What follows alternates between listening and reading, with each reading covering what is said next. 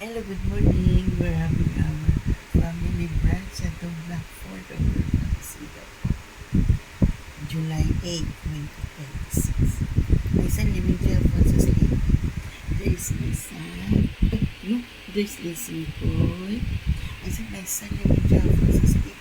There's Lizzie Boy. Oh, this is my job. I'm going to go to Lizzie Boy. 74 years in Singapore. Retired. We're having our family brunch at the Blackford July 8, 2026. May sa living Java sa Spain. This is my son, Shane. My son living Java sa sleeping falls, okay? Enjoy Singapore, our family brunch, okay? Enjoy Singapore.